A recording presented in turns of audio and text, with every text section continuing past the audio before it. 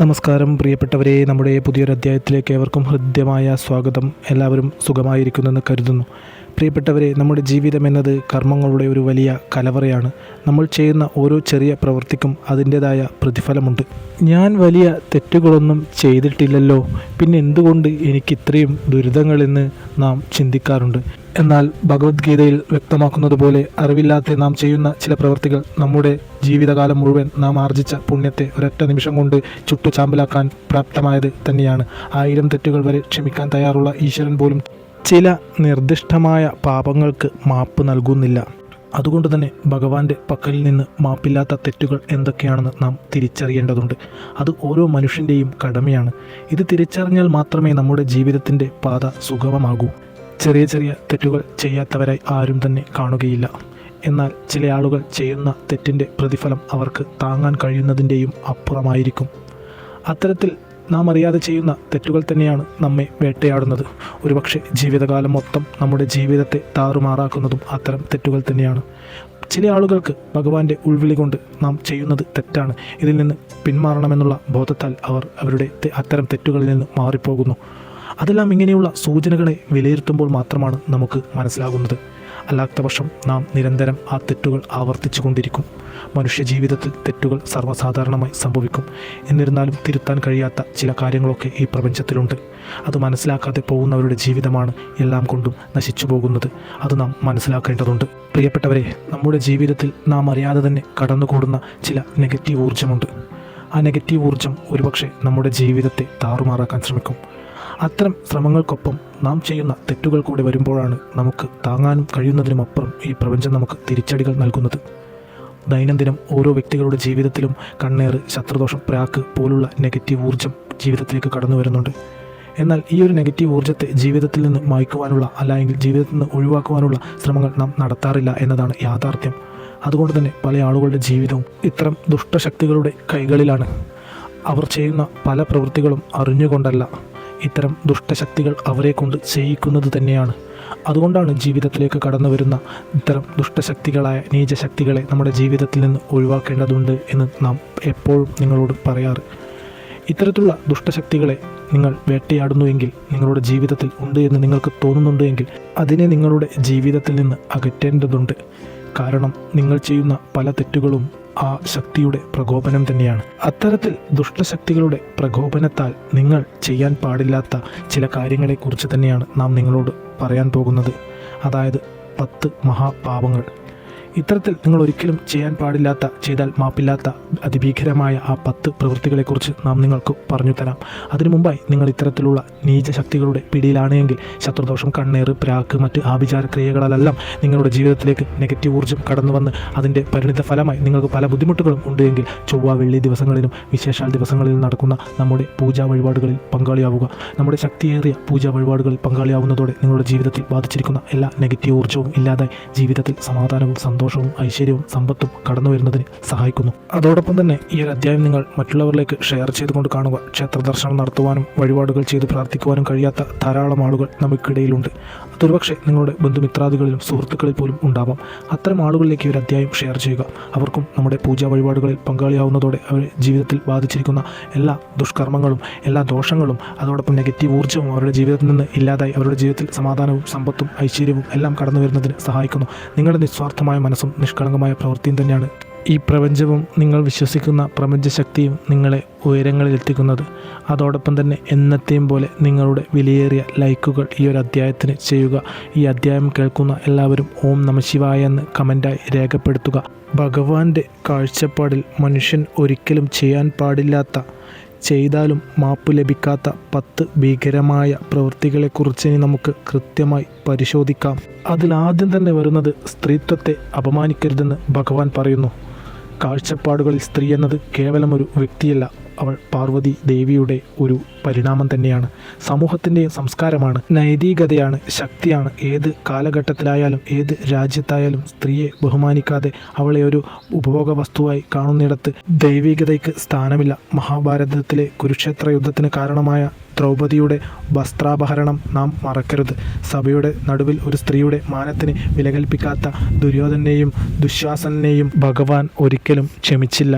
ഒരു സ്ത്രീയുടെ കണ്ണുനീർ വീണെടുത്ത് ആ സാമ്രാജ്യം എത്ര സമ്പന്നനായാലും അത് നശിച്ചു പോകും. സ്ത്രീയുടെ നിസ്സഹായതയെ തൻ്റെ സ്വാർത്ഥതയ്ക്കായി ഉപയോഗിക്കുന്നവർക്ക് ദൈവത്തിൻ്റെ മുന്നിൽ മാപ്പില്ല. ഇക്കാര്യങ്ങൾ നിങ്ങൾ മറന്നുപോവാൻ പാടില്ല. പ്രിയപ്പെട്ടവരെ, നിങ്ങൾ ഓർക്കുക, നിങ്ങൾ എത്ര സമ്പന്നനായാലും എത്ര വലിയ ശക്തനായാലും ഈ പ്രപഞ്ചത്തിന് മുന്നിൽ, ഈ പ്രപഞ്ചശക്തിക്ക് മുന്നിൽ നിങ്ങളൊന്നുമല്ല. നിങ്ങളുടെ എല്ലാ സൗഭാഗ്യങ്ങളും ഒറ്റ നിമിഷം കൊണ്ട് ഭഗവാൻ ഇല്ലാതാക്കും. അതുകൊണ്ട് തന്നെ സ്ത്രീകളെ കണ്ണുനീര് കുടിപ്പിക്കരുത്. നിങ്ങളുടെ ജീവിതത്തിലെ ഏറ്റവും വലിയ തിരിച്ചടിക്കുള്ള തുടക്കമായിരിക്കും അത്. അതുപോലെ തന്നെ ക്രൂരന്മാരോടുള്ള അമിതമായ ക്ഷമ എന്നത് ഒരു മനുഷ്യൻ്റെ ഏറ്റവും വലിയ ഗുണമാണ്. എന്നാൽ അതിരുകടന്ന ക്രൂരതയെ ക്ഷമിക്കുന്നത് വലിയ പാപമാണെന്ന് ഭഗവാൻ പറയുന്നു. വിഷം കൊടുക്കുന്നവരും വീട് തകർക്കുന്നവരും ആയുധത്താൽ കൊല്ലാൻ ശ്രമിക്കുന്നവരും സ്വത്ത് അപഹരിക്കുന്നവർ പരസ്ത്രീയെ അപഹരിക്കുന്നവർ തെറ്റായ മാർഗത്തിൽ പോകുന്നവർ ഇത്തരം ആളുകളെല്ലാം തന്നെ ശിക്ഷിക്കപ്പെടണമെന്ന് ഭഗവാൻ പറയുന്നു. ഇവരോടുള്ള ദൗർബല്യം കാട്ടിയുള്ള ക്ഷമ അവരുടെ ദോഷം വർദ്ധിപ്പിക്കുകയുള്ളൂ. ദുഷ്ടരെ ശിക്ഷിക്കുന്നത് ഹിംസയല്ല, മറിച്ച് സമൂഹത്തെ രക്ഷിക്കാനുള്ള ഒരു ശാസ്ത്ര പ്രക്രിയയാണ്. അതുകൊണ്ട് തന്നെ പ്രിയപ്പെട്ടവരെ, നിങ്ങൾ ദുഷ്ടന്മാരെ സംരക്ഷിക്കാതിരിക്കുക. അവർ ചെയ്യുന്ന തെറ്റുകളെ പ്രോത്സാഹിപ്പിക്കാതിരിക്കുക. മറ്റൊരാളുടെ ജീവിതം തകർക്കുന്നതിനോ മറ്റൊരാളുടെ കാര്യങ്ങൾ അപഹരിക്കുന്നതിനോ ഇങ്ങനെയുള്ള ചിന്താഗതിക്കാരെ നിങ്ങൾ പ്രോത്സാഹിപ്പിക്കരുത്. അവർ ചെയ്യുന്ന തെറ്റിനേക്കാൾ നിങ്ങൾ ചെയ്യുന്ന തെറ്റിനും ആക്കം കൂടുതലാണ്. ഭഗവാൻ നിങ്ങളുടെ തെറ്റുകൾ നോക്കിക്കാണുന്നുണ്ട്. ഈ പ്രപഞ്ചം ഒരു ദിവസം നിങ്ങൾക്ക് തിരിച്ചടികൾ നൽകും. ആ തിരിച്ചടികൾ നിങ്ങൾക്ക് താങ്ങാൻ കഴിയുന്നതിൻ്റെയും അപ്പുറമായിരിക്കും. നാം മനസ്സിലാക്കുക, ചില ആളുകളുടെ ജീവിതത്തിൽ ദുരന്തങ്ങൾ സംഭവിക്കുമ്പോൾ സമൂഹം പറയാറില്ലേ അത് അവരുടെ കർമ്മഫലമാണെന്ന്. അതുകൊണ്ടാണ് നാം പറയുന്നത്, നിങ്ങൾ ദുഷ്ടരെ സംരക്ഷിക്കാതിരിക്കുക, ദുഷ്ടരെ പന പോലെ വളർത്താതിരിക്കുക. അവർക്കുള്ള ശിക്ഷ നൽകേണ്ടത് തന്നെയാണ്, അവർ അത് അനുഭവിക്കേണ്ടത് തന്നെയാണ്. എങ്കിൽ മാത്രമേ അതവർ തിരുത്തി മുന്നോട്ട് പോവുകയുള്ളൂ. അതുകൊണ്ട് തന്നെ ഭഗവാന്റെ മുന്നിൽ നിങ്ങൾ തെറ്റുകാരെ സംരക്ഷിക്കാതിരിക്കുക. നിങ്ങൾ നിങ്ങളുടെ ജീവിതത്തിലെ ഉയർച്ചകൾക്കായി പരിശ്രമിക്കുക. മറ്റൊരാളുടെ ജീവിതം തകർക്കുന്നതിന് വേണ്ടി, തകർക്കാൻ ശ്രമിക്കുന്നവർക്ക് വേണ്ടി കൂട്ടുനിൽക്കരുത്, അവർക്കൊപ്പം നിൽക്കരുത്. പ്രിയപ്പെട്ടവരെ, ഇനി നിങ്ങൾ മനസ്സിലാക്കുക, അനീതി കണ്ടു നിൽക്കുന്ന മൗനം. നമ്മുടെ മുന്നിൽ അന്യായം നടക്കുമ്പോൾ അത് തടയാൻ ശക്തിയുണ്ടായിട്ടും മൗനം പാലിക്കുന്നത് ഗുരുതരമായ പാപമാണ്. ഭീഷ്മരും ദ്രോണരും ദ്രൗപദിയുടെ വസ്ത്രാപഹരണ സമയത്ത് മൗനം പാലിച്ചതുകൊണ്ടാണ് അവർക്കും ഭീകരമായ അന്ത്യം നേരിടേണ്ടി വന്നത്. ധർമ്മത്തിനെതിരായ മൗനം എന്നത് അധർമ്മത്തിന് നൽകുന്ന പിന്തുണയാണ്. പ്രിയപ്പെട്ടവരെ, അതുകൊണ്ട് തന്നെ നിങ്ങളുടെ മുന്നിൽ അധർമ്മം നടക്കുമ്പോൾ നിങ്ങളൊരു കാഴ്ചക്കാരായി കണ്ടുകൊണ്ട് നിൽക്കരുത്. അതിനെതിരെ നിങ്ങൾക്ക് കഴിയാവുന്ന വിധത്തിൽ നിങ്ങൾ പ്രതികരിക്കണം. നിങ്ങൾ മനസ്സിലാക്കുക, ഭഗവാൻ ഒരധർമ്മത്തിനും കൂട്ടുനിൽക്കുകയില്ല. അധർമ്മം ചെയ്തവർക്ക് അതിന് തക്കതായ ശിക്ഷ നൽകുമെന്നുള്ള കാര്യത്തിൽ യാതൊരുവിധ സംശയവും വേണ്ട. അത്തരത്തിൽ ദോഷകരമായ കാര്യങ്ങൾ ചെയ്യുന്നവരുടെ ജീവിതം ഒരു ഘട്ടം കഴിയുമ്പോൾ തകർന്ന് തരിപ്പണമാവുന്നത് നാം കാണാറുണ്ട്. അവരുടെ ജീവിതത്തിൽ വലിയ ദുഃഖങ്ങളും ദുരിതങ്ങളും കടന്നു വരുന്നത് നാം കാണാറുണ്ട്. അതുകൊണ്ടാണ് പ്രിയപ്പെട്ടവരോട് നാം പറയുന്നത്, ഭഗവാന്റെ ഈ സന്ദേശം അവഗണിക്കരുത്. ഇതെല്ലാം നിങ്ങളുടെ ജീവിതത്തെ പടുത്തുയർത്തുവാൻ വേണ്ടിയുള്ള ഭഗവാൻ നൽകുന്ന സൂചനയാണ്. ഇത്തരം സന്ദേശം കാണുവാനും കേൾക്കുവാനും സാധിക്കുന്നത് ഭഗവാന്റെ ചൈതന്യം നിങ്ങൾക്കുള്ളത് കൊണ്ടാണ്, ആ അനുഗ്രഹം നിങ്ങൾക്കുള്ളത് കൊണ്ടാണ്. ഇതെല്ലാം നിങ്ങളുടെ പ്രാർത്ഥനയുടെയും വഴിപാടുകളുടെയും ശക്തി തന്നെയാണ്. ഇനി ഈ ലോകത്ത് നിങ്ങൾക്ക് മാപ്പ് ലഭിക്കാത്ത നാലാമത്തെ തെറ്റ് വിശ്വാസവഞ്ചനയാണ്. നിങ്ങളുടെ സ്വാർത്ഥ ലാഭത്തിനായി മറ്റൊരാളെ വിശ്വാസത്തെ ചതിക്കുന്നത് ക്ഷമിക്കാനാവാത്ത കുറ്റമാണ്. വിശ്വാസം തകർക്കുന്നവരുടെ അന്ത്യം ഭയാനകമായിരിക്കുമെന്ന് ഭഗവാൻ സൂചിപ്പിക്കുന്നു. അതുകൊണ്ട് തന്നെ ജീവിതത്തിൽ സത്യം പുലർത്തുക. മറ്റുള്ളവരെ വഞ്ചിച്ചുകൊണ്ടും മറ്റുള്ളവരുടെ വിശ്വാസ്യതയെ മുതലെടുത്തുകൊണ്ടും നിങ്ങൾ നേടുന്ന ഒന്നും ശാശ്വതമല്ല. അതെല്ലാം നിങ്ങൾ നുണ കൊണ്ട് കെട്ടുന്ന വെറും ചീട്ട് കൊട്ടാരം മാത്രമാണ്. അത് തകർന്ന് തരിപ്പണമാകും. അതുകൊണ്ട് തന്നെ നിങ്ങൾ വിശ്വാസ്യതയെ ചോദ്യം ചെയ്യരുത്. നിങ്ങൾ വിശ്വാസവഞ്ചന ചെയ്യരുത്. നിങ്ങളൊരു വഞ്ചകനായിക്കൊണ്ട് ഈ ലോകത്ത് നിൽക്കുവാൻ പാടില്ല. അത്തരത്തിലുള്ള തെറ്റുകളിൽ നിന്ന് നിങ്ങൾ പിന്മാറുക. നിങ്ങൾ അത്തരം ആളുകളെ പറഞ്ഞു മനസ്സിലാക്കുക. തെറ്റുകൾ ചെയ്യാൻ പ്രോത്സാഹിപ്പിക്കാതിരിക്കുക. അതെല്ലാം നിങ്ങളുടെ ജീവിതത്തെ വലിയ രീതിയിൽ ദോഷകരമായി ബാധിക്കുമെന്നുള്ള കാര്യത്തിൽ യാതൊരുവിധ തർക്കവും വേണ്ട. ഇനി അഞ്ചാമതായി ഭഗവാൻ പറയുന്നത് അഹങ്കാരമാണ്. എല്ലാം ഞാൻ ചെയ്യുന്നു, ഞാനാണ് എല്ലാം എന്ന ചിന്ത മനുഷ്യനെ ദൈവികതയിൽ നിന്ന് അകറ്റുന്നു. കംസനും രാവണനും ശിശുപാലകനും ഒടുവിൽ വീണത് സ്വന്തം അഹങ്കാരം കൊണ്ടാണ്. വിനയമില്ലാത്ത ഒരു വളർച്ച നിലനിൽപ്പുള്ളതല്ല. അതുകൊണ്ട് തന്നെ വിനയത്തോടുകൂടി ജീവിക്കുക. എല്ലാവരോടും സ്നേഹത്തോടെയും സൗമ്യത്തോടു കൂടിയും പെരുമാറുക. ഞാനാണ് ഈ ലോകത്തെ എല്ലാം, എനിക്ക് മുകളിൽ ഇനി ആരുമില്ല, എല്ലാം ഞാൻ നേടിക്കഴിഞ്ഞു എന്നുള്ള മൂഢമായ ചിന്ത മാറ്റുക. നിങ്ങൾക്ക് ചുറ്റുമുള്ളവരെ നിങ്ങൾ സ്നേഹിക്കുകയും ബഹുമാനിക്കുകയും ചെയ്യുക. മറ്റുള്ളവരുടെ ജീവിതത്തിലേക്ക് കടന്നു ചെല്ലാതെ മറ്റുള്ളവരെ വേദനിപ്പിക്കാത്ത രീതിയിൽ മുന്നോട്ട് പോവുക. ആറാമതായി നാം ശ്രദ്ധിക്കേണ്ടത് മാതാപിതാക്കളെയും ഗുരുക്കന്മാരെയും അവഹേളിക്കൽ. നമ്മെ ജനിപ്പിച്ച മാതാപിതാക്കളെയും അറിവ് നൽകുന്ന ഗുരുക്കന്മാരെയും ഭൂമിയിലെ ദൈവങ്ങൾ തന്നെയാണ്. അവരെ അവഹേളിക്കുന്ന ഒരു വ്യക്തിക്ക് ജീവിതത്തിൽ സമാധാനമോ വിജയമോ ലഭിക്കുകയില്ല. ഇതെല്ലാം യാഥാർത്ഥ്യമാണ്. നാം കണ്ട ജീവിതത്തിൽ നമുക്ക് മനസ്സിലാക്കാൻ സാധിക്കും. ഗുരുക്കന്മാരെയും മാതാപിതാക്കളെയും ബഹുമാനിച്ചുകൊണ്ട് പോകുന്നവരുടെ ജീവിതത്തിൽ ജീവിതത്തിൽ അവർ ഉയർച്ചകൾ കൈവരിക്കും. അത്തരം ആളുകൾ ഈ സമൂഹത്തിനെ തന്നെ മാനിക്കുകയും ഈ പ്രപഞ്ചത്തിന് തന്നെ മാതൃകയായിക്കൊണ്ട് ജീവിക്കുന്നവരായിരിക്കും. അല്ലാതെ സ്വന്തം മാതാപിതാക്കളെയും ഗുരുക്കന്മാരെയും പഴി പറയുന്നവർ, അവരെ അവഹേളിക്കുന്നവർക്ക് വലിയ ഉയർച്ചകളൊന്നും ഉണ്ടാവുകയില്ല. ഭഗവാന്റെ മുന്നിൽ അവരെ അങ്ങേയറ്റം കുറ്റക്കാർ തന്നെയാണ്. അതുകൊണ്ട് അത്തരം കാര്യങ്ങളിൽ നിന്നെല്ലാം നിങ്ങൾ പിന്മാറുക. നിങ്ങൾ സ്നേഹത്തിൻ്റെയും സഹനത്തിൻ്റെയും വഴിയിലൂടെ സഞ്ചരിക്കുക. നിങ്ങൾക്കൊപ്പം ഈശ്വരനുണ്ട്, ചൈതന്യമുണ്ട്. അതുപോലെ തന്നെ നിങ്ങൾ പ്രകൃതിയെ സംരക്ഷിക്കുന്നതും എല്ലാ ജീവജാലങ്ങളോടും കരുണ കാണിക്കുന്നതും ദൈവിക ഗുണങ്ങൾ തന്നെയാണ്. മൃഗങ്ങളോടും പ്രകൃതിയോടും ക്രൂരത കാണിക്കുന്നത് വലിയ പാപമായി ഭഗവാൻ കാണുന്നു. അതുകൊണ്ട് തന്നെ നമ്മുടെ ചുറ്റുപാടുമുള്ള ജീവജാലങ്ങളെയും അവർക്കെല്ലാം നമ്മെപ്പോലെ ഇവിടെ ജീവിക്കാൻ അവകാശമുള്ളത് തന്നെയാണ്. നമുക്ക് ചുറ്റുമുള്ള പല ജീവജാലങ്ങളും ദൈവികമായ ഗുണങ്ങൾ തന്നെയാണ്, ഭഗവാനുമായി ബന്ധപ്പെട്ടത് തന്നെയാണ്. അതുകൊണ്ട് തന്നെ അത്തരം ജീവജാലങ്ങളെ, ഏതുതരം ജീവജാലങ്ങളെയായാലും ഉപദ്രവിക്കുന്നത് പാവങ്ങൾക്കും വരുന്ന കാലഘട്ടത്തിലെ ജീവിത പ്രതിസന്ധികൾ കടന്നു വരുന്നതിനും വലിയ കാരണമാവും. അതുകൊണ്ട് നിങ്ങളുടെ ജീവിതയാത്രക്കിടയിൽ സഹജീവികളെ സ്നേഹിച്ചുകൊണ്ട് മുന്നോട്ട് പോവുക. അതുപോലെ തന്നെ മറ്റൊരു കാര്യം തെറ്റുകൾ തിരുത്താനുള്ള വിസമ്മതിക്കലാണ്. ദൈവം ഓരോരുത്തർക്കും തെറ്റുകൾ തിരുത്താൻ പല അവസരങ്ങൾ നൽകാറുണ്ട്. എന്നാൽ അഹങ്കാരം കൊണ്ട് വീണ്ടും വീണ്ടും അതേ തെറ്റുകൾ ആവർത്തിക്കുന്നവർക്ക് രക്ഷയില്ല. ദുര്യോധനൻ്റെ അവസാനം ഇതിനൊരു ഉദാഹരണമാണ്. അത് നിങ്ങൾ മനസ്സിലാക്കാതെ പോകരുത്. ജീവിതത്തിൽ നമുക്ക് ലഭിക്കുന്ന തെറ്റുകൾ തിരുത്താൻ നമുക്ക് ലഭിക്കുന്ന അവസരങ്ങളെ നാം വേണ്ട രീതിയിൽ വിനിയോഗിച്ച് തെറ്റുകൾ തിരുത്തി മുന്നോട്ട് പോവുക. അല്ലാത്ത പക്ഷം നമ്മുടെ അന്ത്യം നമ്മുടെ കൈകൊണ്ട് തന്നെയായിരിക്കും.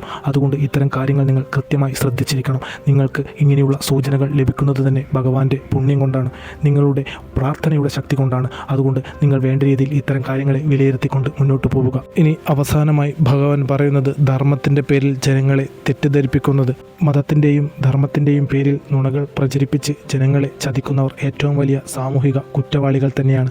സത്യത്തെ വളച്ചൊടിക്കുന്നവർക്ക് കഠിനമായ ശിക്ഷ ലഭിക്കുമെന്ന് ഭഗവാൻ അരുളുന്നു.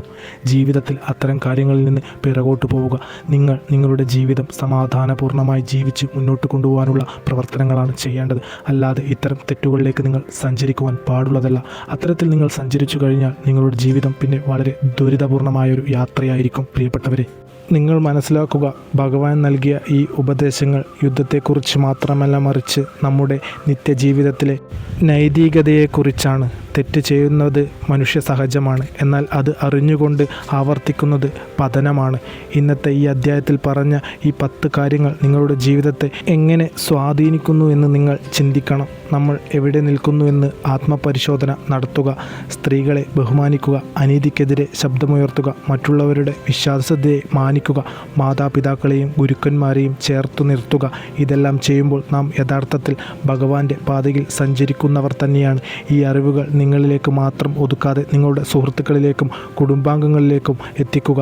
ധർമ്മത്തിൻ്റെ വഴിയിൽ നടക്കുക, സന്തോഷത്തോടെ ജീവിക്കുക. നിങ്ങളുടെ ഏവരുടെയും ജീവിതത്തിൽ സമാധാനവും സന്തോഷവും ഐശ്വര്യവും സമ്പത്തും നിറഞ്ഞു നിൽക്കട്ടെ എന്ന് നാം പ്രാർത്ഥിക്കാം. നമ്മുടെ പ്രാർത്ഥനകളിൽ നിങ്ങളെ ഉൾപ്പെടുത്താം. ഇത്തരം വിശ്വാസ സംബന്ധമായ അറിവുകൾ നിങ്ങളിലേക്ക് എത്തുന്നതിന് ഈ ചാനൽ പിന്തുടരുക. നന്ദി, നമസ്കാരം.